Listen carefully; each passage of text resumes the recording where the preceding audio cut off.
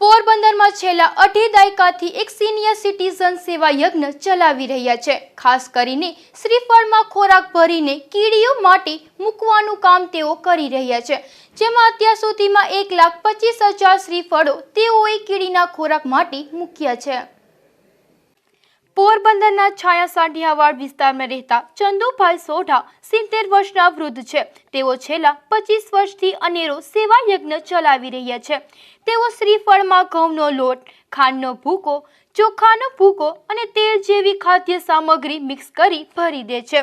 ત્યારબાદ અંતરિયાળ વિસ્તારોમાં જઈ આ શ્રીફળો મૂકી આવે છે। મહત્વની વાત એ છે કે આવડી મોટી ઉંમરના ચંદુભાઈ પોતાની સાયકલ ચલાવીને જ સેવા યજ્ઞ કરી રહ્યા છે।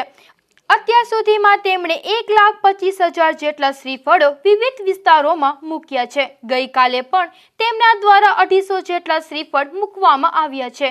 આ વૃદ્ધ પક્ષીઓના ચણ અને પક્ષીઓ માટેના વાસણોમાં પાણી ભરી દેવાની સેવા પણ કરી રહ્યા છે। છેલ્લા 25 વર્ષથી તેઓ ધૂન મંડળ પણ ચલાવે છે। સારા માઠા પ્રસંગોમાં જય સિયારામ ધૂન મંડળના માધ્યમથી ધૂન માટે જાય છે।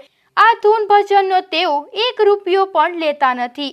ઉપરાંત પ્રસંગોમાં ભોજન વધ્યું હોય ત્યાંથી રિક્ષા મારફત ભોજન લાવી જરૂરિયાતમંદ અને અશક્ત હોય તેવા ભૂખ્યા લોકો સુધી આ ભોજન પહોંચાડે છે। જય સિયારામ। મારું નામ ચંદુભાઈ સોઢા, બિરલા ફેક્ટરીમાં 5 વર્ષ નોકરી બજાવી। પેઢીથી સેવાનો મારો ઉદ્દેશ છે। કાલ 25 વર્ષની અંદર મેં 1.25 લાખ નારિયેળ કીડિયારું પૂરીને ખાણોમાં પધરાવ્યા છે। મારું આખું મંડળ છે ને ગઈકાલે અમે 250 નારિયેળ કર્યા છે ને છેલ્લા 25 વર્ષથી અમારી આ સેવા ચાલુ છે। નારિયેળમાં શું ભરો, કઈ રીતે બનાવો, ક્યાં ક્યાં વિસ્તારમાં? હા, ખાંડનો પાવડર, ચોખાનો પાવડર, રવો, તલ, ઘી, બિસ્કિટનો ભૂકો, 7 ધાન ભેગા કરીને નારિયેળમાં ભરીએ છીએ ને આ ખાણોની વિસ્તારોમાં પધરાવીએ છીએ। બાવેડા, કટારામાં અને ખાણોમાં પધરાવીએ છીએ ને પેલી સેવાનું કાર્ય કરીએ છીએ। 2.5 દાયકાથી માનવ જિંદગીઓ અને મૂંગા પશુ પક્ષીઓ માટે સેવા યજ્ઞ કરનાર ચંદુભાઈને શહેરવાસીઓ બિરદાવી રહ્યા છે। નિપુલ પોપટ, ગુજરાત ન્યૂઝ, પોરબંદર।